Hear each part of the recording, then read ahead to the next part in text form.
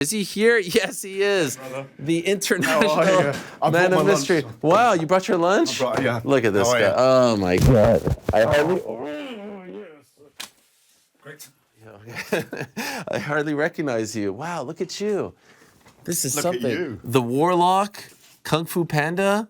All of those All things. of those things. All those Did you bring a hamburger transmogrifications. here? What is going on? There was a kind of like Ariel Helwani show style packed lunch around the corner. There was, okay. It's warm in here. It is warm. I like Do you know it what? toasty. I like it toasty. Do you know what? I'm going to take my jacket off actually because we're Okay. going to be in here for a while. Yeah, and we might even fight today. We have a lot to discuss. Look at Gareth. Wow. How much do you weigh right now? About 175. And at your biggest, how much did you weigh?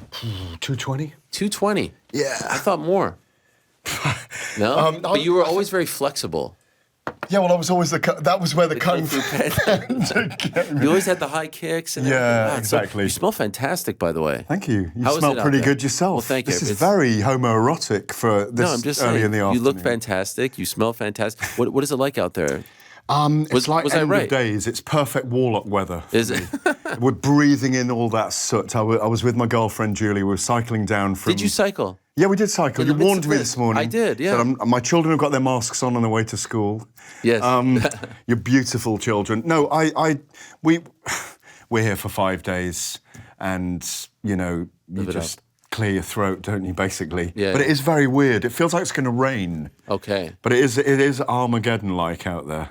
When's the last time you were in New York?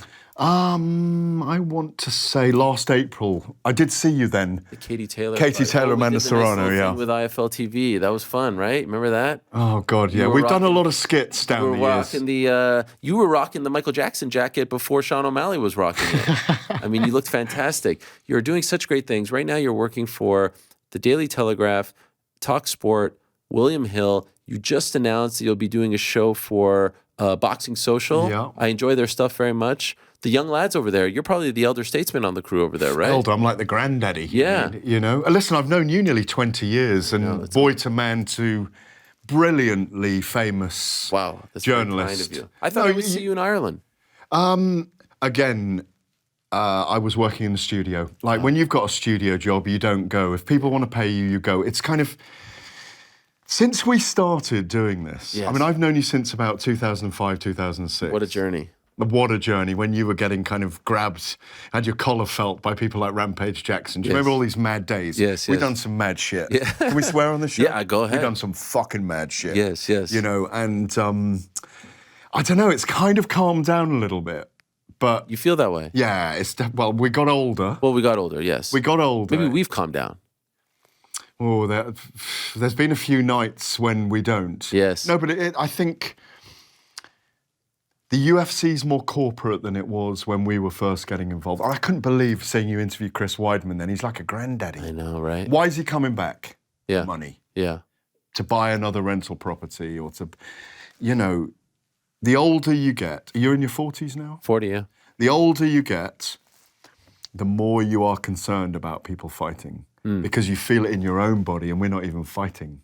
Do you know what I mean? Like, I know you learned to ride a bicycle about 15 years ago, Yes. didn't you? I remember that with one John time Beer. with John Beer. Shout out to our good I friend mean- who texted me this morning when he found out you were on and he was delighted. That's the only time I've ever rode a bike, by the way.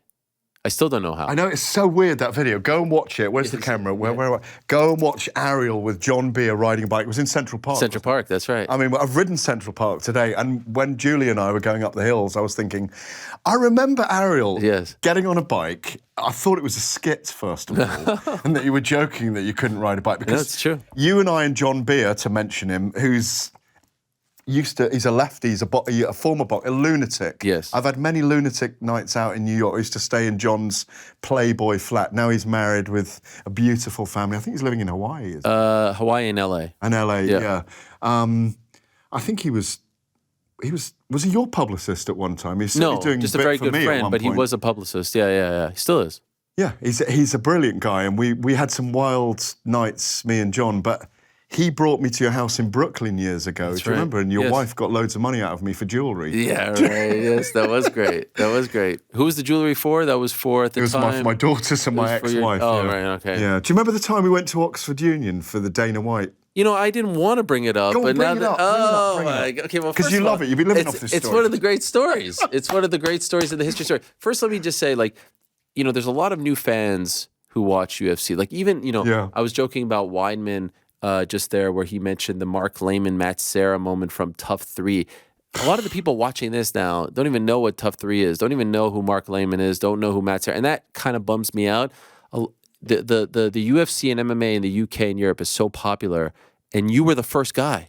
Like people try to say, oh, to me, I wasn't the first guy. There were people like Josh Gross and Greg Savage and Loretta Hunt here, but in Europe, you were the first guy. Like to me, it was Gareth Davies in Europe. That was it, and you were the only guy for a long time. Like the first time you started, you were the boxing guy who then finally gave love to this cage fighting crazy MMA thing. And to me, I credit you, I credit Ant Evans, I credit Marshall Zalaznik, and I credit Michael Bisping. Like to me, you are the Mount Rushmore. Bit of Dan Hardy in there as well. Dan Hardy, 1,000%, 1,000,000%. Talking about Canada this weekend, GSP fought GSP, New Jersey, across the river. Yeah, 2011. The weird thing is, and I've been a journalist. I mean, you and I are proper journalists, no one else is.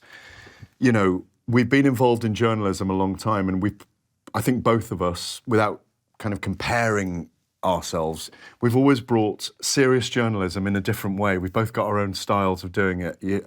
And I think, you've done brilliantly in the way you've done it. But I think, I work still for a broadsheet blue chip newspaper, the Daily Telegraph, or the Telegraph Media Group. And they were such unlikely bedfellows for this cage fighting, this dirty cage fighting, which people were watching on little DVD or cassettes in the early 90s, like it was soft porn under their beds that they shouldn't have been watching. Do you know what I mean? Because it was dirty cage fighting at the time. And I think in 2005, 2006, as you say, Marshall Zalaznik, Ant Evans, a UFC office in the UK, revolutionised and transformed the way MMA was viewed there. Cage Warriors was obviously a thing at the time, but mixed martial arts, which a lot of people called the UFC at the time, was a very raw product. And I think they did a brilliant job, and they liked the way, as you like, that I enjoy storytelling. I enjoy the narrative of fighters. It's one of the things that keeps me in this after 33 odd years, that there are still amazing stories, incredible lives, and you feel inspired by those stories. And very often the fighters can't tell them as well as we can in the beginning. And it's one of the reasons why they give us so much love. You get it from fighters because they have the platform to tell their stories. And then when they get the love back, they realise they're inspiring loads of people. Anyway, the UFC found a bedfellow in the Telegraph. So at the time in the early 2000s, there was always a banker at a dinner or a lawyer at a dinner or a judge at a dinner, in someone's house that was like absolutely bonkers about MMA. They were into fitness, they were into fighting. And I think now there's a whole legion of, all the tabloids, the red tops cover the sport. But at the time, I remember being pilloried for covering it. Really? You've got. I think you're a tall poppy. I think I'm a tall poppy. I'll always be pilloried for what I wear, what colour my glasses are, what jewellery I wear, what I say, whether I'm a fanboy of Tyson Fury. Nah, you're just doing your fucking job, and that's it. And for a long time, you just do your job, and you're either good at it, you either succeed in it, you either leave certain aspects of it. And I think even now, and you picked it apart in microscopic detail. I think one of the things that, and it's a serious thing, this, when Dana White and his wife had a family altercation earlier in the year, and he slapped her over in the New Year party, and you went over it in forensic detail, it didn't really make news in the UK. And I think it was a sign for me that MMA still has a long way to go before it's huge news, before it's true mainstream news.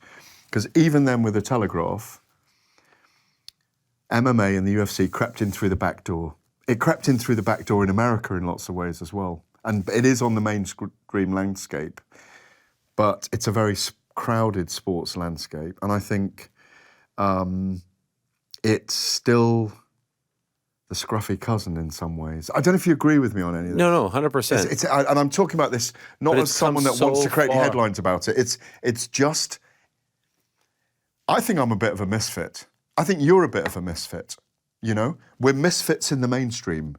And I think fight sports is a misfit in the mainstream as well. And if it is right now that scruffy cousin, misfit, etc., I mean, in 2005, it wasn't even like a dot on the radar. What year was it when you started covering it? Like 2005, late 2005. What was the first event that you went to? Michael Bisping in New Jersey against Rashad Evans. Oh, UFC 78. UFC 78. You know what's crazy about that? That's the first time I bought a ticket and went to. I was sitting in the rafters. That's my first event, and I was Ant Evans, brilliant Ant Evans, who works with you, I think. Yeah, we do some stuff on the YouTube channel. Yeah, he was. I mean, he'll forgive me for saying this, but he's brilliantly Machiavellian. and I Is that mean, a compliment? Yeah. Oh, okay, God, okay. yeah. No, he's such a brilliant thinker on fight sports. I think he's one of the. I'd say he's in the top 10 in the world. If you want to go to someone for a plan in fight sports, he'll know. He's top 10 in the world. Yeah. He could promote. He could have promoted. He could be the matchmaker for the UFC. He could have promoted for the UFC. I agree. Absolutely brilliant brain on fight sports. He reaches out to you in 2005. Yeah, he reaches out and says, I love the way you write about fighters. I love the way you delve into people's stories. Always go narrow and deep. You know? We won't get very far today. We'd have to go... You know, it's like when you and I meet and we have a coffee. Yeah. We chat for 45 minutes and we get that far, don't we? Yeah. Well, that's what I'm trying to do here because I want people to know about how far you go with this sport and how long you've been around. Obviously, I feel like these days you're more of a boxing guy. Like, I don't see you. I'm just a hustler. You're a hustler. Ariel. Respect. You're free to hustle now. You're not under the auspices of ESPN. I'm under the auspices of a lot of bodies, but I'm a fight sports hustler. I know my shit. I do know my shit. And we get in the prism of social media today, in the echo chamber that exists. Everybody wants to talk about, I mean, I don't read all the comments, but sometimes I do. And that's where people don't realise how long you've been doing it. You know, you learn in the fight industry, there are certain wisdoms. You either know them or you don't. You know whether you belong or you don't. Like fighters, I suppose we don't know when our time's up either. But if you understand fighters, if you understand the fight sports industry, if you understand the creativity of it, you belong. You know, you wouldn't still be doing this after 20 years if you didn't belong, you know? And I think I keep an eye on MMA. I mean, I worked with the UFC up till 2017, so it was about 11, 12 years. I did the TV, I watched the guys. I used to work on ESPN Deuce, as they called it, with John Anik, Kenny Florian, Randy Couture. That's right. Franklin McNeil? The late, great Stephan Bonnet. Oh, my God, I got some stories with him, but I can't tell them today. Yeah. Like mad stories. I've told you the stories before, but I can't tell them on air. Franklin McNeil. Franklin McNeil. Oh, my God, Franklin McNeil from New Jersey. Yes. Like, he was amazing. The journo from ESPN. Yeah. Look, like, back in the day, it was so back in the day, and again, Kieran Portley. Yeah. You know, I was like the lunatic international correspondent. And we went on tour. We went all over the place with live studios. And it was so popular, it forced MMA onto TV from online. And, I mean, look how far all those guys have gone. Yeah. But it's... When's the last time you went to a UFC event? The last time I went to a UFC event was... You can't even remember? No. Really? It's been that long? Yeah. I think it was Conor McGregor and... no, because I'm trying to think. I didn't in COVID because I'm not working on any of those events. And I'm not writing about any. Yeah. So even now... I think it's Conor McGregor and Donald Cerrone. Wow. So January of 2020. But like even like Leon Edwards fighting for the belt in London. No, because I'm in studio every Saturday night for TalkSport. Every Saturday? Every Saturday night, unless I'm at an event doing an outside broadcast. And when you're doing Saturday Night Talk Sport, are you talking about UFC? Yeah, we'll talk about all of it. We'll watch all of it. How come you can do play-by-play and all that for boxing, but you can't for UFC in the UK? Is that just... Me? Not you. Like, I know that there's Talk... Doesn't TalkSport do play-by-play? Yeah, but we don't do the UFC play-by-play. Why is that? It'd be great to, yeah. Yeah, why don't they do that? Well, maybe we should. You should. I'll put a message in and maybe we could do it. That would be fantastic. I have been... Because you've broadened out into the UK a little bit. Well, dare I say I'm the most, popular pundit in the UK, even though I'm not from the UK. I giggled the other day when I saw Van Gerwen and that's my guy, Bully Boy, Michael Smith. And you had someone else as well, the guy that looks like a rugby player. Yeah, Michael Smith and Van Gerwen. Yeah. Legends. I'm big into the darts. Have you got a dartboard here? Do you want me to take you on? We're going to play after. Don't worry. I was hanging out with the great Barry Hearn over the weekend. Yeah. Yeah. What a legend he is. With Barry Hearn. Barry Hearn at the darts. Oh, of course. Barry does the darts. Why do you make that face? Oh, no, Barry's amazing. I've known Barry nearly 30 years. You made that face. It was a weird face. Sorry, I didn't mean to make a weird face. How's your relationship with Eddie Hearn? I thought you meant Eddie. No, it was Barry Hearn. I know the difference. What's my relationship with Eddie Hearn? I think he's brilliant at what he does. Why does it seem like you have a love-hate relationship? Because I think I challenge him a little bit. I mean, he's silky smooth as a bullshitter, isn't he? I mean, he really is silky smooth. But he is brilliant at what he does. Best promoter in fight game right now, in my opinion, is Eddie Hearn. Bob Arum. No, what are you talking about? You don't know shit about boxing, Ariel. Right? Look, look, he's 92. It is amazing. You're 44 now, aren't you? 40. 40. Yeah. Imagine. No, I get it. Imagine doing this in 50 years' time. Imagine doing that. He's one of the greatest of all time. Imagine what you know and what they don't know. But in terms of like standing at the dais, Saturday night, you need to watch this. These are the fighters. I think Eddie is the best right now. What Eddie did, he very cleverly, like you did, you ploughed your furrow with MMA. You became the fans' favourite. You became the fans' voice piece. And you embraced social media at a time when it was growing. And as you know now, when you have a big social media voice, it allows you to have a big loudspeaker, a klaxon to the world in that environment. Because everything's segmented into little areas, isn't it? We're going through these paradigm shifts all the time. I mean, I wanted to talk to you about it today, and I know we will. Please, yeah, go how fight sport's changing. What Eddie Hearn did brilliantly, I think he saw, which is what the UFC did so cleverly, was to create, and he was always going to be a character, they created Dana White as a great character, as his own thing, you know, much bigger than some of the fighters, or bigger than all the fighters, because the fighters come and go. They have a career span, but the promoter will stay. Like Don King learned years ago as well and knew that. He was brilliant at promoting himself, as Dana is. And I know you and he aren't best friends, obviously. No, I give him credit I mean... No, but you're not... But he's brilliant at what he does. 1,000%. Yeah, and I think Eddie Hearn is in that vein. He's very modern. He can take the mickey out of himself and have the mickey taken out of him. That's a brilliant quality of his. That he doesn't... Dana doesn't have that quality. I've had my moments of falling out with Dana before, but I have a different relationship to him than you have.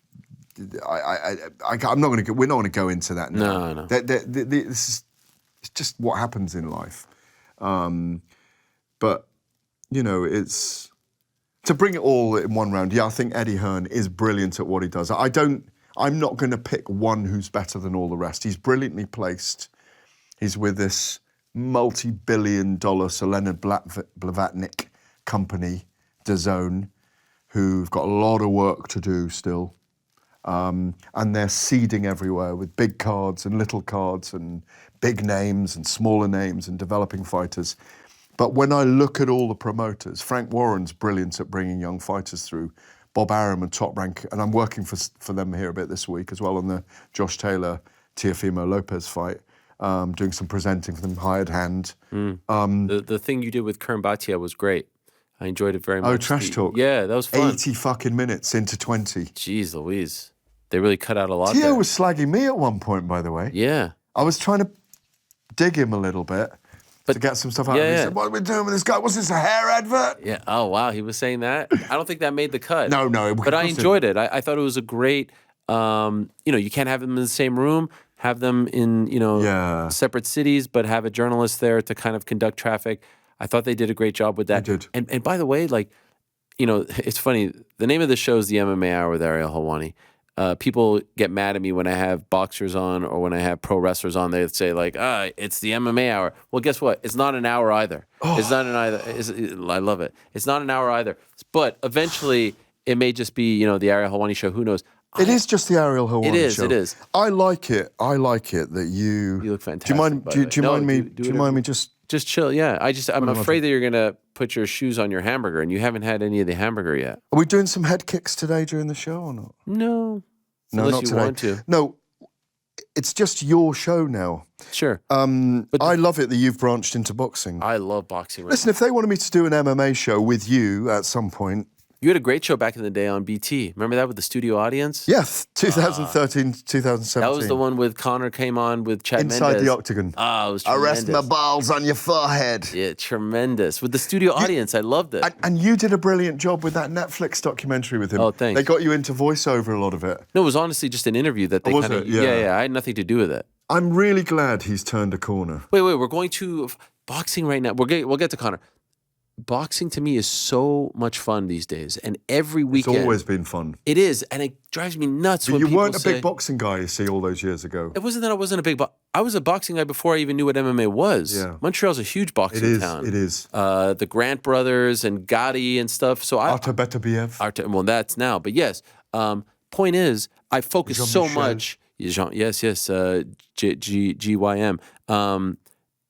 I was so focused on MMA and UFC that I didn't have time for anything else. But it drives me nuts when people say boxing is dead because it's every weekend. This weekend, Josh Taylor. There's a Matchroom card as well. Sonny Edwards of UK could be someone. Yeah. Every weekend, I went to the Katie fight. Luis Campos, he's fighting, isn't he? Is it fair that you're more into boxing these days than MMA? If only because more of your work is surrounded. Yeah, it's just around, just involves the work. Yeah. Boxing will never die. It's all peaks and troughs. Yeah. At the moment, we're seeing the very stalemate chessboard of the heavyweight division. Yeah, It's a little bit annoying. it is a bit annoying. We're seeing the rise of a group of fighters in America, and we haven't had names for a while. And Terence Crawford and Errol Spence have failed to fight each other for 4 years. Mayweather and Pacquiao covered that entire era here in America, and which led to that great $600 million fight, $700 million fight, with Conor McGregor, Floyd Mayweather, which was brilliant, $600 million fight, helped to make it. People don't believe it, but we were forcing that fight in the background, suggesting it to certain people and saying, this'll work. No. Yes, it will work. And it was an amazing piece of fun. At the moment, once the pieces form the right shape, as George Warren said to me, Frank Warren's son, Saudi money in boxing, as it is in golf, there's a big story at the moment where they've aligned with a couple of the tour events, haven't they? PGA and Live, PGA. Saudi money is a blessing and a curse. It's a blessing because these fighters who get invited to fight there for literally, we're talking nearly hundreds of millions of dollars. It's a blessing for them because it's legacy and generational changing money. But it's a curse because they're waiting for the end game of that fight in November and December, and they need to fight now. And that, I'm talking about Tyson Fury, Alexander Usyk, Deontay Wilder, and Anthony Joshua. And even for me, who covers it in detail and speaks to everyone, I've had messages from Andy Ruiz's father and lawyer today, and people haranguing me over why are you siding with Fury and not Usyk, and they're all looking at the money. Ego, money, timing, the triumvirate of features at the very top of boxing. And to your point, boxing goes in peaks and troughs. You have quiet periods, then it goes big again. In America, Shaka Stevenson, Tank Davis, Ryan Garcia, Devin Haney, Vasyl Lomachenko, those 5 at lightweight. Again, you could have 5, 6, 7 amazing fights that would ignite the interest of the American people and obviously globally. But this paradigm shift in sport and in coverage and who's fighting who and YouTubers, and it's all little niche markets all the time. How you capture that imagination for a couple of weeks or just here or just there. It's different. MMA and the UFC is much more consistent in the way it moves. Boxing goes like this, in my view. I do enjoy the characters and the storylines that we get in boxing that we don't get in MMA. For example, things like purse bids and all the drama and all the politics that people sort of lament. 4 belts, isn't it? Yeah, it's actually a little bit refreshing. You're only a UFC champion, not a world champion. Yeah. You're only a Bellator champion. You're only a PFL champion. Imagine, imagine, and it will happen in the future when The UFC, you've laughed at some of my analogies in the past, when the UFC have got a 6'8" tall Mongolian called Bong Bong Dong, against Bellator's Russian 6'7" or 7'2" champion from, I don't know, from Ulaanbaatar or somewhere, and they just go, do you know what? That'll make 100 million if we come together. Let's do it. And they'll do it. You think that'll ever happen? Yeah, they will. They will if it happens. They will if they think there's enough money in it. Right. They will if there's an illusion. Who'd have thought that Floyd Mayweather and Conor McGregor would ever meet in a boxing ring? We could not have imagined that. I couldn't imagine it until Mayweather was looking for a 50th opponent. I'd been at his 49th fight, and I was with Conor McGregor, I think Chad Mendes, and I just thought, imagine putting those two sets of fans together with the sports cross-pollinating. The two greatest marketeers in the sport, a global tour. You think about all those things. Fight sports are about hype and promotion. When you shout fight, fight, fight in the school playground, where does everybody go? Right to that corner, because everyone wants to rubberneck. And when the hype and promotion is right, the fight is enormous. When they're geniuses at it, as Conor and Floyd are, it just gets bigger and bigger and bigger. How do you feel about the YouTube stuff right now? And I don't mind it. You don't mind Jake Paul, KSI? I'm a grandfather, Misfits. Ariel, so if I can't adopt and adapt to what young people are doing, I really like Jake and Logan Paul, by the way. I'm sure you've had them in the studio. Yep. Not in the studio, but on the show, of course. They're fantastic characters. They've got massive cojones, to do what they do. They love to test themselves. KSI in the UK is the same. I've just done an interview with him. You know, he's got 41 million social media followers, the biggest influencer in the UK. He's really ripped now, really fit. He will have an influence on people. Yes, it's not real boxing. Like if they do MMA, it's not real MMA. Yes, it's a whole nother milieu, but I'd rather be in that milieu and see it and experience it, broadcast on it, as we do at TalkSport, or be involved with DAZN on a show if they want me or whatever. Yes. Yeah, be involved. I feel like KSI Jake Paul could sell out Wembley. Yeah, sell at Wembley Stadium. Easy, right? Yeah, do you know, but with the Misfits, with KSI's stuff, to explain, I don't know if your viewers in America are aware of KSI, but of course, they are. So, excuse me, just let me get just a quick sip here. I've cooled down now. I was very warm in here earlier. It's very just warm because in we were this. talking about, Oh, Prime. Oh, okay. oh, well done. Yeah. You sponsored by. Yeah, no. It's just like. Would you like a chip? No, I'm okay. Thank you. Where's that from, by the way? It's from your kitchen. It was the Ariel Helwani. Is it? Wow, that's so nice. I appreciate that. Thank you for showing that off to everyone. Yes, please go ahead. This is great. This is story time with Gareth. Haven't seen you in ages. Oh no, it's always lovely to see you. Yes. Do you remember in that Larry? I'll go back to KSI. Okay. Do you remember that Larry David moment where we fell out in Chicago or somewhere? We fell out. But I was asked to interview. Fucking what was her name? Misha Tate. Okay. Do you remember? Oh, in the hotel. In the hotel. Seattle. Yes. Seattle. I went to Bruce Lee. Is Bruce Lee's grave there? Yes. Yeah, I remember that. That was an amazing trip. Yeah. But you and I had our only fallout ever. Yeah. What was I'm not going to Because tell all our stories today. It was like you were. There's some you don't want me to tell. Yeah, no, it's all good. No, it isn't. It's the one that you walked in, right? Isn't it the one where you? I was asked to interview Misha Tate. Yeah. And for some reason, it cut across you interviewing her.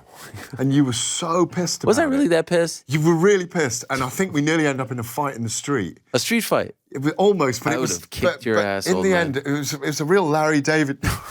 do you really think so? No, absolutely not. Do you really think so? No, you're crazy.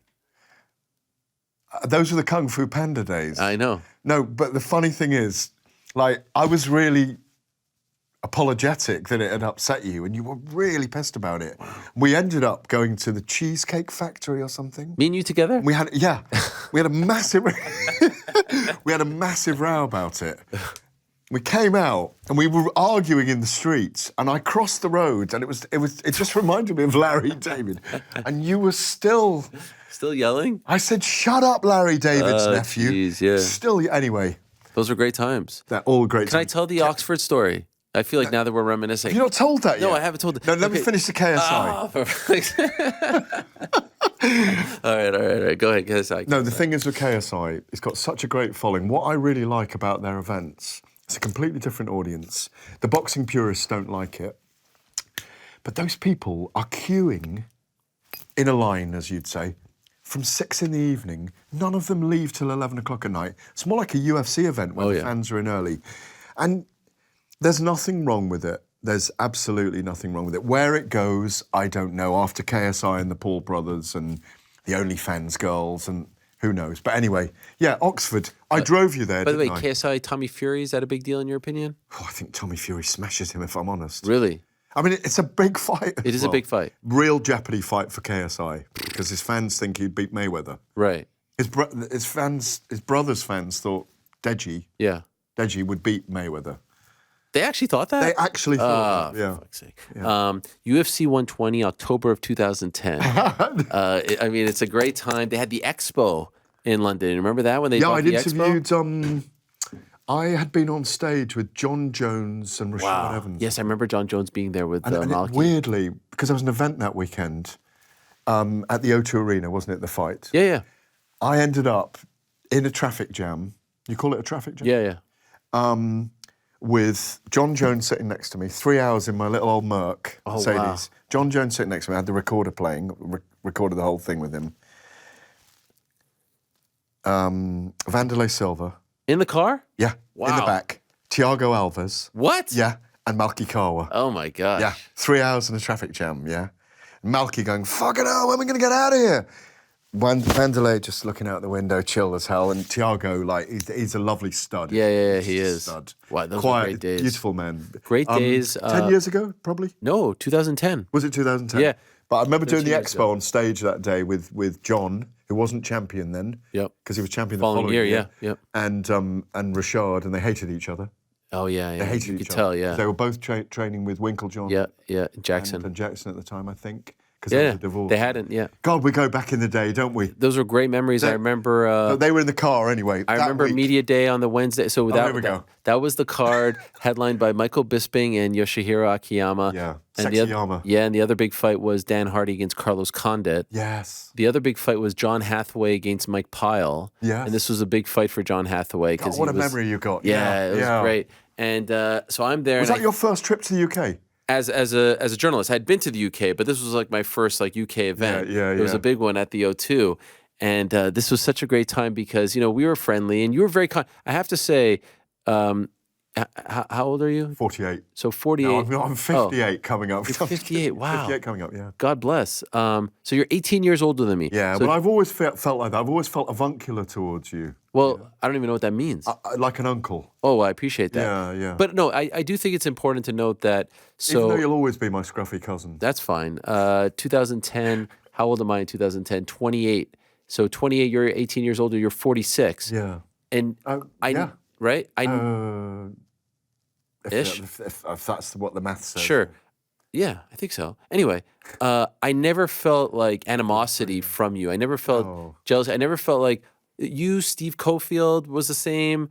Kevin Aioli was the same. Like you guys were always very kind to the upstart. And I've tried to be the same to, younger journalists now. So anyway, we're there and there's the media day. And I remember the ceilings were very low. We were at a hotel in London. Do you remember the media day? Very low. There weren't a lot of people doing video interviews back then. No, you were I used to call you the best newsbreaker and the best videographer in the world. Thank you. Remember? Yeah, I mean, some said the Louis Theroux back then. I mean, that's just their words. Yeah, very similar. Passive-aggressive. Mm-hmm. Yeah. And so Dana White was going to speak to Oxford University later. The L'Chaim Society. Wow. I think it was. And how far away is Oxford from where we were? About like 2 hours. 2 hours. Yeah. So you were kind enough to say, hey. In the same Mercedes. In the same Mercedes. I remember it was tight. It was a very nice car. Kind enough to take me, give me a ride up. And it was We did a road trip. Yeah, it was a beautiful Ronnie ride. Davis road trip. It was a beautiful ride. And I got to go to Oxford. Beautiful. We walked around a little bit. Yeah. And for the audience at home, Gareth at this point, very established, right?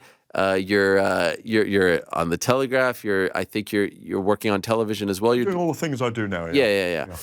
And you're going on and on about how you're such a big deal. And I'm like, yeah, I know you're a big deal. I mean, I've read you before. Part of me was a little bit starstruck being in your car. I can't believe I'm in Gareth Davies' car. This is unbelievable. I still don't know what the A stands for. Angel, of course. And he's going on. And I would say like 3/4 into the ride, you say, oh, I have to stop for some petrol. Would you call it petrol? Gas?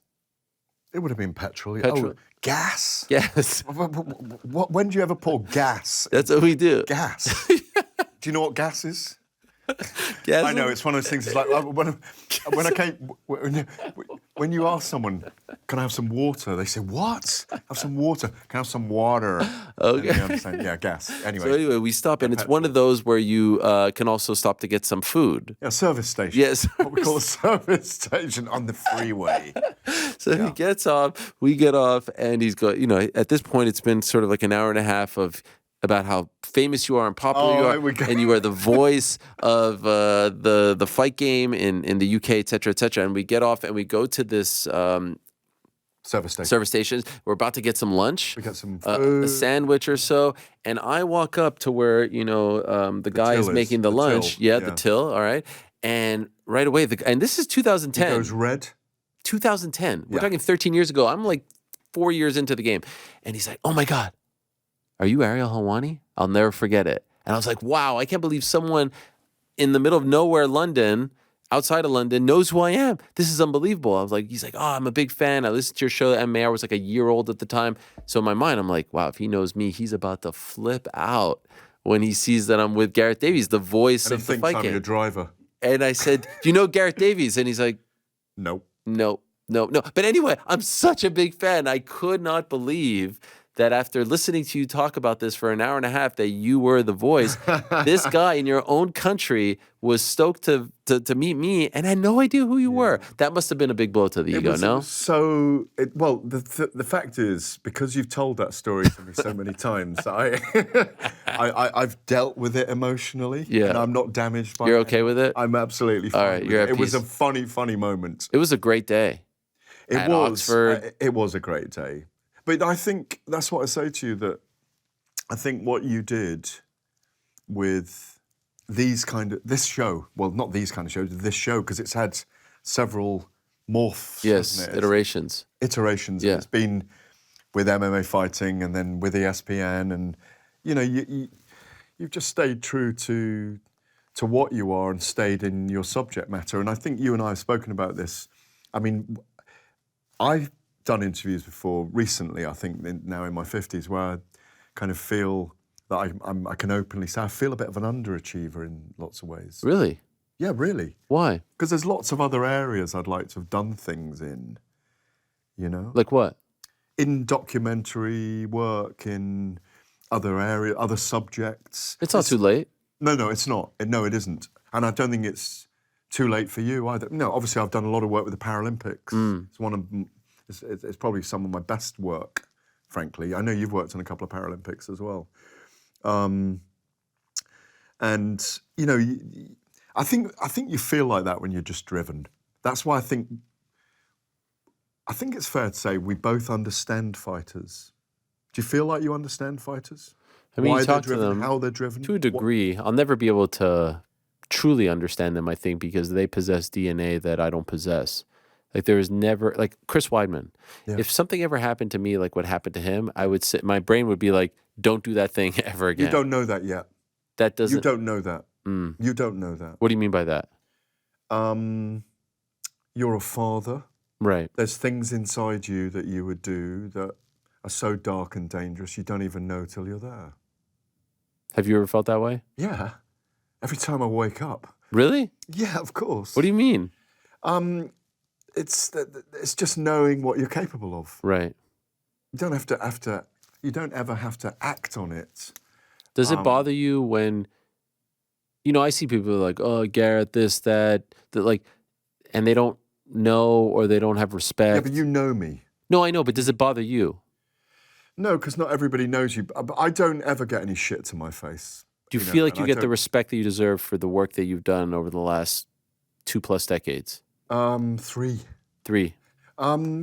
No, it's an absolute privilege and an honour when people say, "I love your work." Okay. And you get that as well. It's kind of an amazing feeling. It's quite a weird feeling. Mm-hmm. Fame is a very weird thing. And in this day and age where people want selfies and, it's just a blessing that people enjoy your work. It's even a blessing that people want to troll you. It doesn't matter. It's not gonna, we're not teenagers growing up mentally ill because of things people are saying about us. That's who I worry about more. We're grown-ups. We can deal with it. I put a little Instagram out. I don't know if you've seen it yet, where you're in the middle of your show. You know, don't give any shit to your enemies, because when your enemies know they don't annoy you, it annoys them more. You know, it's an Oscar Wilde quote. I was at Oscar Wilde's last night in New York. Yeah. What a great place that is. You must go there. And I think, you know, it's a privilege, our job. It doesn't feel like a job. It's just a way of life. I know, I've spoken to you before, you do the show every day for 6 hours if the conditions were right, wouldn't you? Because it's the thing you most love doing. It doesn't feel like work. I mean, you and I could be having a coffee now and having the same conversation, I think. 1,000%. We do have this conversation when we're having a coffee. What about when you become part of the story? And what I mean by that is... I'm a little bit uncomfortable with it. Okay, so Conor Ben. Because... Conor Ben, let's talk about that. Yeah, Because I was like, man, Gareth, here he is, you know, third decade in the game, and you're the biggest story in that moment in boxing. Conor Ben had his issue with, you know, the drug tests and all that, and the Eubank fight falls off, and you're at an event. I think it was Franklin and Joshua. It was, and we were doing the outside broadcast. Yeah, and you literally, I think we have some of the footage here, courtesy of Talk Sport, and you literally walk up to Conor Ben, who is ringside, and he pushes your microphone away. Yeah. First of all, and here it is, you went on the air live to walk up to him. Why didn't you say, hey, let me try to talk to him off air? Because at that point, he had not done any media, correct? No, he hasn't. So you tried to get the exclusive right there. Did you regret doing it on the air? Making the ask on the air? No. And how did you feel? I know, because I've known him a long time. That's the first time I'd been with him since the fight week in October. Yeah. And, you know, after that moment, I stayed on air and I said, that's the arrogance of youth. I feel no malice towards Conor Ben. I thought he was slapping the TalkSport microphone, but he spoke to me at the venue after that as well and said he felt let down by me. Never called him a drugs cheat. I've said he's had clomiphene in his system twice. Wanted him to do a hearing. The way they handled it, he and Eddie Hearn, made it a bigger story than it was, because in the fulcrum, in the cradle of fight sports, and it's the same in mixed martial arts, it's an inherently dangerous sport that you can be legally killed in the ring. And if you have banned performance-enhancing drugs in your system, that can't be right to go ahead and fight. You have to have standards. It's a very dangerous occupation anyway. And if there are performance-enhancing drugs in your body that change your body when you go into combat, that needs to be have a hearing, be policed, all those things that you're aware of, that everyone's aware of. And because they were trying to find a loophole around it all, it brought the Conor Ben story into bigger perspective, greater perspective, because, you know, it was trying to mock the veracity of the testing system. You know, they needed to do strict liability. They're doing strict liability now with the hearing in the UK. At the time, probably rather like you do, I imagine you're similar, being an old school journalist, you're never the story. Even though you are the story sometimes, you can't help it inadvertently. I didn't want to be the story. I wanted him to give me an interview and tell me how he was feeling, cry, be emotional and say, I'm really glad to be out, I'm getting love from the fans. Had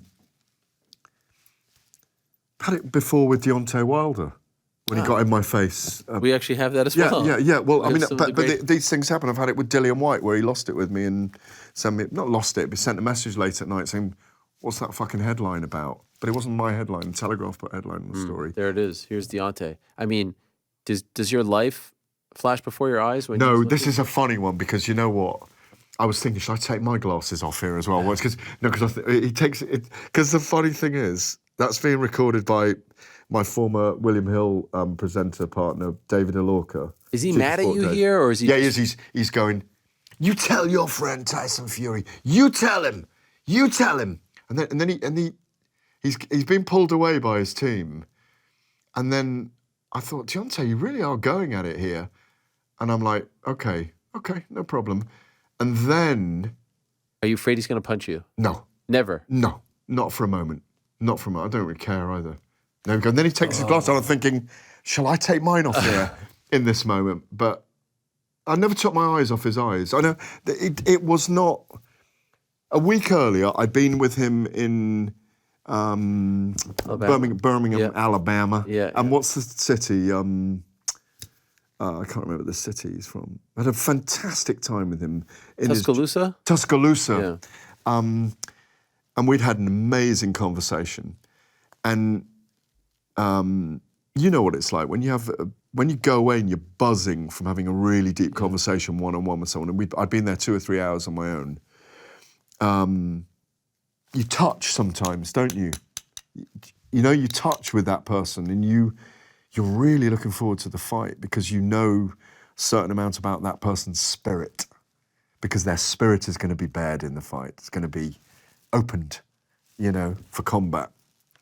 And so when he was doing that, I don't really feel a lot of fear, if I'm honest, because I'm doing my job and I'm not feeling a vibe from him like I didn't from Conor, that they are seeing me as a rival and are challenging me in a combat way.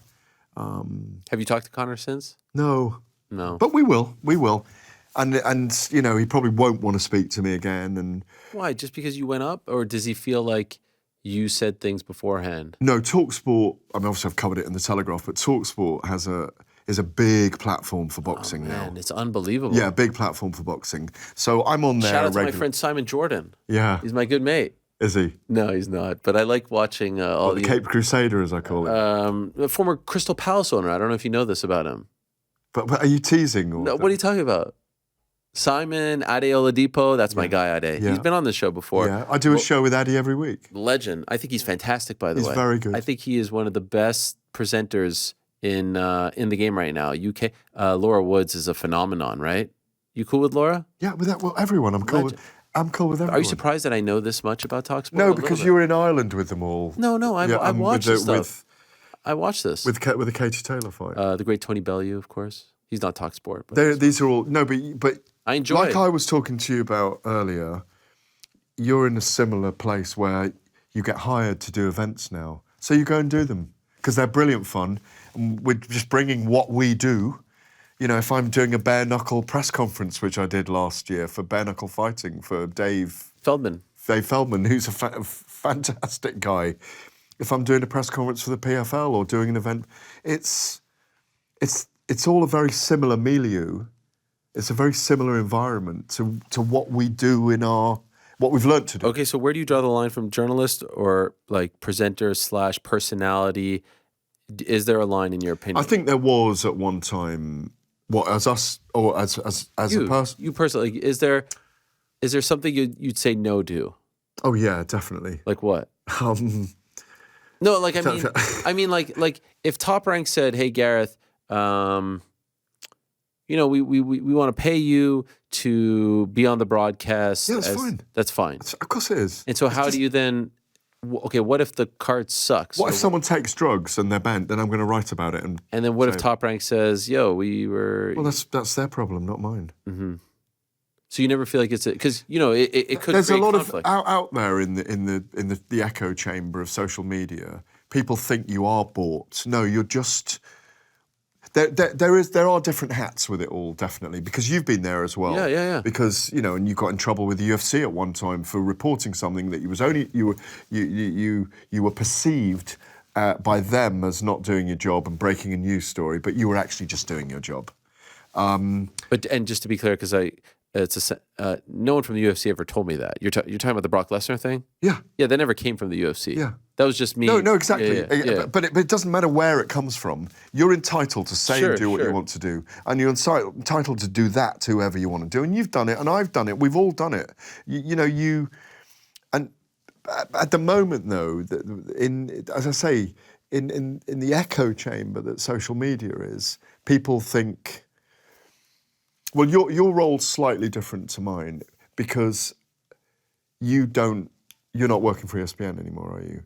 So, and you're not perceived as a writing, as a written journalist, even though you can, and some of your writing's fantastic. But I just think it's changed. I think I'm just a guy that works in fight sports now, you know. That's okay. And as I was saying, but you know, people have selfies with you now because they like your stuff that you do, or if you look at the whole body of work that no one does, you know what you are. You know what you are.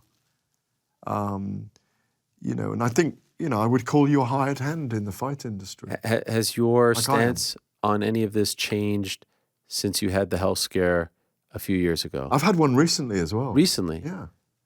So a few years... Am I going to reveal this on air with you today? I mean, if you'd like to. You did my heart attack 3 years ago. Yeah, for ESPN we did a... Yeah, I had a stroke recently as well, yeah. You did? I did. Wow. A transient ischemic attack. How long ago was this? About 3 months ago. 3 months ago? Yeah. You look and sound... I'm fine, but I just woke up with the left arm not working one day. And blood clot in the brain. What'd you do? Went to hospital. And what'd they say? Spent a couple of days there and it all came back and away I went. Wow. Blood thinners and... we don't know how long we're here, do we? And so you have to make the most of all of it every day, as I've always said to you. You had a heart attack, when was it? Probably about 3.5 years ago. Yeah, and it was a serious one. It was. Surgery? Yeah. Did that change your stance on how you... It got me fitter. Well, certainly. And I think once you face your own mortality, and as I think people in our industry do, they have to compartmentalize facing their mortality when they fight. It goes somewhere in here. I think you do go about things in a different way, just as we do when we go through our changes in life, when we have children, when we grow up, when we're teenagers, when we grow up, when we have children, when you get to grandparenthood, there just changes, it just changes. We're not here forever. We are here to spread the love, enjoy, be deep, try and find wisdom, all those things that you're into. How long were you sidelined for after the stroke? Well, I worked from the hospital, actually. I did an interview with Jermaine Franklin on Zoom. You did? I did. You're a crazy person. No, but I was... Is any of it stress-related? I was in a room about this size on my own in the hospital. I'd have been bored if I wasn't. I wrote a few stories, did a bit of social media, made sure the laptop when I did the backdrop, like we all have to do sometimes, didn't show the bed in any of the hospital. Wow. So you never told your audience this? No. This is the first time I've been public about it. Why? Because it's not, I don't put my, I know you occasionally put your children on your social media, but I don't do that kind of thing. So I don't really put my life on social media very much. I don't know why. It's partly to do with family background. It's partly to do with liking a private life when I'm not working. Right. If you and I walk down the street now, obviously everyone will know who you are. No. No, but it is weirdly, pleasurably invasive at times. But it's quite nice when you go somewhere and people don't recognise you, isn't it? Which wouldn't happen to you anymore. No, that's what I was going to say. It's been so long. It's been so long. There you go. There he is. They form a line now. Yeah. Don't they? Oh my God. What else are we going to talk about today? Oh my God. There's so much. I mean, are you enjoying this? This conversation? Yeah. I love this stuff. Yeah. I mean, my favorite conversations are when I listen to, I don't mean ones that I have in particular, but I was just listening to one where it's like two old friends or two media guys talking about their lives and careers. It was Dan Le Batard. I don't know if you're familiar with him, with a great guy named Ernie Johnson. Dan Le Batard, yeah. Yes. Just like these as a consumer of media, these are the things that I love. Could I ask, do you even follow MMA? Like, are you aware? Of course I do. Yeah, I do. I mean, I follow MMA through the prism of John Jones has always fascinated me. I'm a huge fan of John Jones. I think he's one of the greatest fighters we will ever see. 1,000%. But he's fought once in 3 years, meaning... Yeah, it doesn't matter. Leon Edwards, these guys. I was with him on that whole trip. 1,000%. That whole trip where he beat a legion of legends from Lyoto Machida. It's the greatest run ever. Yeah, it's the greatest run ever. And remember, I was with you in Toronto in the GSP years, through the Anderson Silva years, through the growth of Michael Bisping. It was an amazing time. I probably knew every name on most cards then. Oh, yeah. The UFC only had 200 fighters, 198 or something at one time. So you knew them all, and you'd interviewed 75% of them. Now there's thousands and thousands. So Can you explain to the audience why it's different now? It does feel different, right?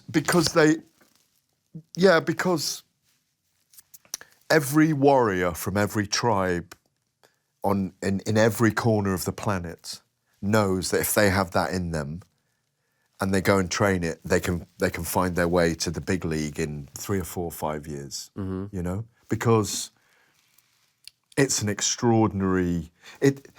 you grow very quickly, you can come very quickly, you can shine very quickly in MMA, I think. Boxing takes a longer time because it's a single martial art. Sure. MMA is the decathlon of martial arts.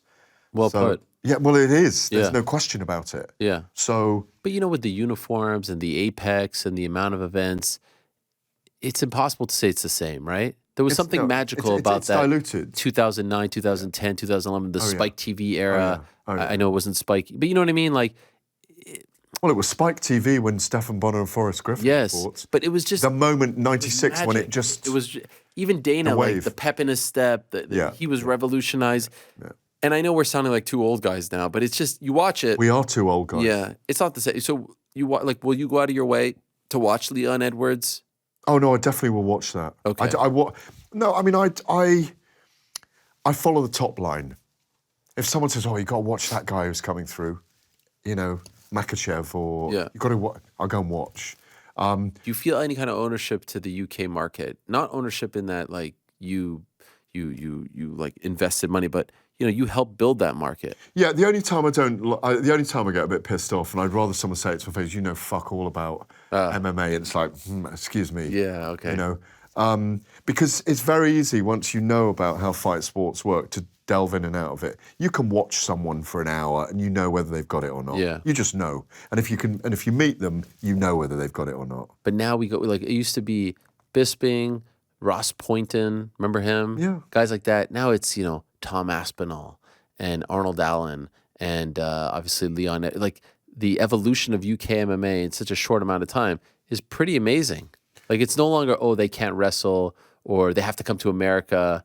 And so I was just wondering if you felt any sort of like kinship to those guys or to the market or to, you know, because you really, you know, boxing was boxing before you came along and after you came along, right?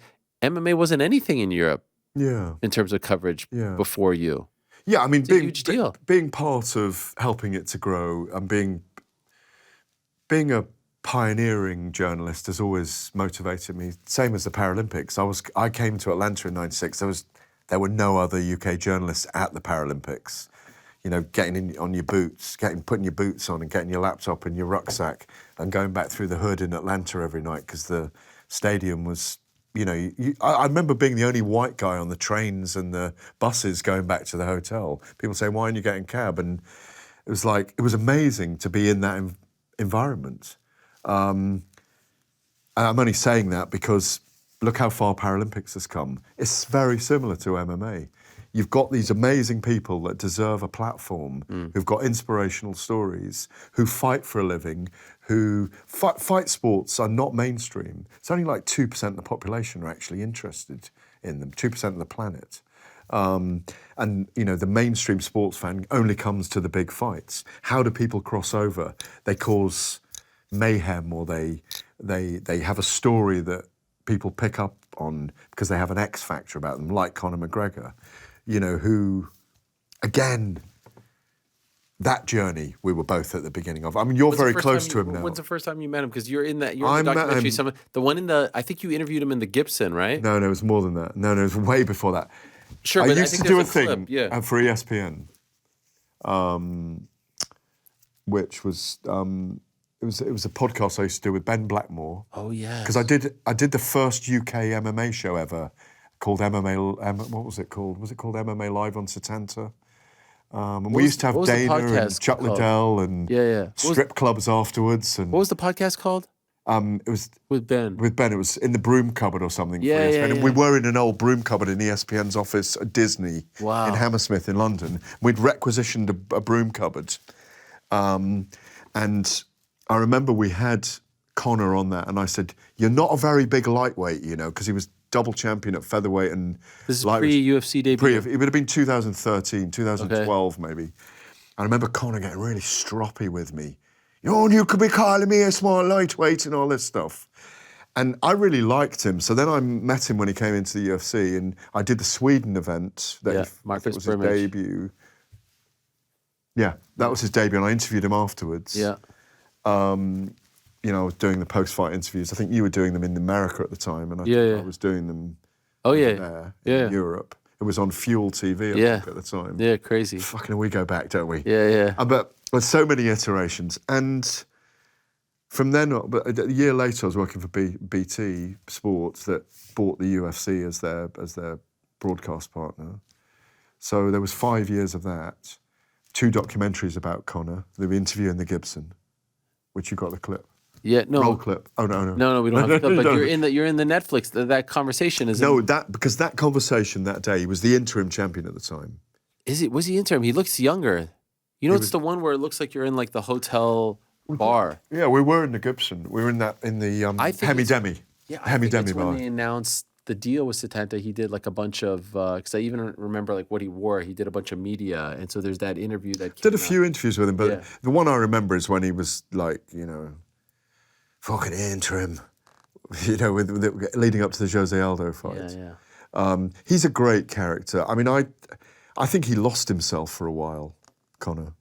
But who wouldn't? When the most interesting time I had about Conor McGregor was going with Sally Brown, who was my producer and director, brilliant person to work at the BT Sport, and doing 3 days in Dublin to do a documentary about him growing up, called The Fighting Irish. Wow. And I went with his dad to Crumlin, to the house he was born McGregor. in. Went to he's a great guy. Yeah. And Margaret. Went for a barbecue with the family to a park and with his sisters. Wow. And his was he there nieces. too? All of them. No, he wasn't there, but the whole family was. Got it. And I had a sit down with Conor afterwards. I went to his tailor. I went to the Mirror newspaper and spoke to the editor there. And at the time, so I went to his tailors even. That's you know? awesome. At the time, when he was on that stellar rise, I remember asking people, could he actually run the country? Would he be voted in? And I think there was a moment for Conor McGregor where he wasn't just the most famous person in Ireland. He was just like the lightning rod for everything. Everywhere you looked, there were kids with beards like his and 3-piece suits. And do you remember that time? Yeah, of course, yeah. And he spawned a generation, and he's the biggest single influence on MMA in the world ever, I think. Wow. Do you not think so? No, 100%. Most famous UFC fighter. But I think he lost himself. I'm glad he's doing the Tough series. Yeah. I think he looks different physically, I've got to say. He's so much bigger now. Yeah, he is bigger. Yeah. And I don't see how he's going to make lightweight 155. Maybe he looks like a 27. welterweight now. Yeah. Do you think he can get it back? No. No. It doesn't matter. He's an icon in the sport. Right. He's done brilliant in business terms. He is an amazing character. You know, you're around him. I have a little bit of, I'm a bit more combative in my relationship with him. But it's the same, you have a similar relationship to him that I have to Tyson Fury. Okay. And it's a working relationship. You're not mates. It's a working relationship. I think you have a working relationship. Yeah. You don't go to his house and have a cup of tea with him and kiss his kids and, you know, say, how are we all? And you're not family. It's your job. And you're close to him and you have access because he trusts you and he enjoys being in your company. And you get great things out of him. I watched the interview. I think he was in here recently, wasn't he? Yeah. But I think he's turning a corner in a really good way. I'm glad he's on the Tough series. What would you say to a young kid who's about to start, who wants to have the longevity that you had now in this day and age with social media and everything? What if anything, could you impart on them as far as words of wisdom? People ask me all the time, what do I have to do? And I think some kids these days are a little bit impatient. It takes a while, right? It's nice to talk about the dreams and ESPN and all this stuff, but like it takes a while. So what to you are sort of like those core values that someone must have as they are about to embark on this journalism media career, which has changed a lot in the last 30 years? Yeah, well, they're the same as they've always been, and they kind of reflect in the way I think you should live your life as well, not just how you do your journalism or want to be a journalist. Be yourself. You reap what you sow. Your decisions determine success and failure. I think try and be kind. I think that's a new one for me because And I mean that in terms of being yourself. My rule is, in terms of being kind, is I will only write or say what I'll say to a fighter's face. That's a very strong rule for me, because I know then that I'm consistent in what I... Like, if I'm going to say something about Tyson Fury or Conor McGregor, I will say that when I talk to them as a person, as a man, or as a man to a woman if it's a female fighter. It doesn't come overnight, success, and you never even really know what success is. And if you're doing something you really, really enjoy, on the days when it feels like you're digging ditches, like you're in a road digging ditches, you can get through it. And I think it's an absolute honour and a privilege, and it's about the fighters at the end of the day in what we do. It's about them, not about us. Even though sometimes it is about us, it's about them. And just protect them at times, because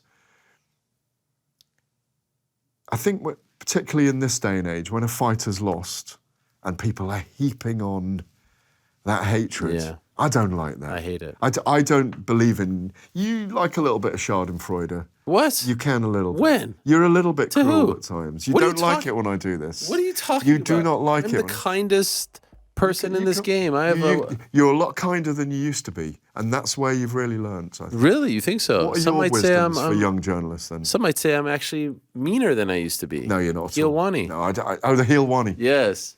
No, that's just you being you. That's your alter ego. What are your wisdoms for young people? Do you agree with any of those? 1,000,000%. I always say, look at the landscape. Look at what other people are doing. It's okay to be influenced by this person, that person, but try to find your own voice. Be yourself. Unique. Be different. Don't, some people be like, hey, can you read my post-fight recap? I'm like, well, there's 1,000,000 people who write post-fight. Like, why are you going to stick out? And then it's a few things that I feel like not enough people do. Be courteous, be gracious, be appreciative, be professional, thank them for their time. Like you'd be surprised how many people ask me to come on their podcast or whatever and never even say thank you afterwards, right? Will you come on my show next week? Absolutely Boxing not. Social? No, are you kidding? No way. I mean, I do it only if you pay. That's my I'll thing. pay. Yeah, What do you want? That's my thing. Yeah, I don't do media if I don't get paid. But you know what I mean? Like, and also, one of the secrets I think to the success of this show early on, honestly, is that I never kept people for too long. 20 minutes, gone. That was it. Now, over time, like a Chris Weidman, I feel more comfortable. But I never wanted someone to be like, oh, fuck, he's going to keep me on for an hour. Because then you always have to think about the next one when you have them. Do you know what the succinct way of saying that is? Brevity is your friend. Yeah. And on TV, it's always your friend. George Greenberg always used to say that to me. Brevity is your friend. Yeah. If you can do your presentation in 45 seconds, not 60. Yeah. And we've both been there. Remember the 9-second ones? Oh, yeah. Those 9-second. Yeah, the weigh-ins. Yeah. 9-second feature on a fighter. 9 seconds, you've done 10 and a half. Yeah. Zach Candito, no, one second and a half less. This has been brilliant. Are we Two going old then? friends. Do you love the darts? Oh, do you know what? I think I need a tequila first. Have you brought any tequila with Do you? you watch darts? I love it. I know I don't. I think I went to it. Were you here last Saturday? Or did you just arrive? Oh, just it was arrived. here at the theater at Madison Square Garden. It was fantastic. Were you presenting? Did you get a gig? There was some talks. But, I was with the kids. I didn't want to, But What is it about dart? You know what? It's a game, not a sport, isn't it? It's a game. It's pro wrestling, though. They come out with the music, and there's characters, and there's good guys and bad guys. I tell you what I have been to, because I work for William Hill. They often Ali invite Pali? us- Ali Pali. Have you been? I've watched. I've never No, been. no, Ali Pali. It's next level. No, but the worst thing about it is they're all dressed in different Yes. outfits, elves, women with beards, Yes. it's like all I with love green it. beards. No, it's mad. They're all boxing fans as well. So you can't go there's a there and huge not be harangued by crossover. Yes. loads of drunk boxing. It's so brilliant. And Ali Pali is on a hillside, the Alexandra Palace. Yes. Which is in an area where I used to live near in North London, rather like you used to live in Brooklyn. Now you live out in the Hamptons. Or Of something. course, yeah. Don't you? Multiple homes. Well, South Beach. Yeah. It's where the BBC used to broadcast from, I think maybe in the 20s, maybe 100 years ago. So it's this beautiful building on top. It's one of the highest points in London. Really? You can see all over London. I didn't know. So you got all these drunk people in outfits streaming down the hillside for about 10 days around Christmas always. It's a sight to behold. I need to You go are there one welcome day. to stay with me and bring the family if you ever want to go and do that. You still live nearby? I'm about 40 minutes drive. You have like 100 acres somewhere in the countryside, not 100 no? acres, but I am building my stables into a home at the moment. Stables? What do you mean, you have horses? No, I don't. No, forget about all of that anyway. All right, me versus you. Let's go. Oh, God, are we really doing this? Oh, 1,000%. This is what we do around here. When you come to the studio, you have to go 3 versus 3. It's 3 darts. Me, 3 darts, you. You could pick. What do you want? Green, blue, blue? I might need to, should we do topless?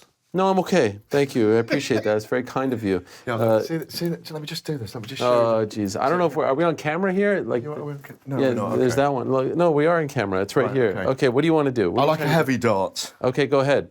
So you go first. And by the way, I'm very kind. You look fantastic, by the way. These are extra skinny jeans that you're sporting here. A little cargo too. Go ahead. You get 1 practice shot. And by the way, there's Michael Van Gerwen and Michael Smith, who signed my board. Yeah. They made me a custom thing here. Oh, it's brilliant. I mean, I'm pretty much growing the game single-handedly, they're saying. One practice shot, 3 versus 3. So you get 3, we count it. I get 3, we count it. And it's the highest Yeah, of course. from 3. What do you think it is? The Have I lowest? got practice 3 or not? No, practice 1. And is it from here? From this line. Yeah, practice 1 Is it shot. foot behind the line or Foot on the line? behind the line. No cheating here. What are those, Doc Martens? No, they're these. Just Jesus Christ. All right, here we go. 1 practice shot. Gareth A. Davies, live. If this goes in the 60, I'm using it as one of my... That's fine. Okay, you could do that. Why am I going first? Because I'm a very gracious host. Right. Here he is. You can catch him on Talk Sport. That's not bad, by the way. What is that? Wait. Is it you're That's a 5. you're counting that? No, that's a practice. Yeah, go ahead. All right, here we go. How many am I allowed to practice? That's it. Just 1. William Hill, Talk Sport. What else is it? The Daily Telegraph and a new show starting on Boxing called Fight Club. Video Think Crushed Velvet Nightclub. Video and I audio. really do want you to come on next week. no, Just a little video Oh, appearance. next week? Jeez Louise. Next Tuesday. I'm very busy. Okay, here we go. Are you going to come on or not? Let's go. Okay, here's the you thing. coming on or If you not? beat me, I come on. Are you... Oh. If you beat me, I come on. Right, If okay. not, here's the first shot. What? Oh, I thought that was... wow.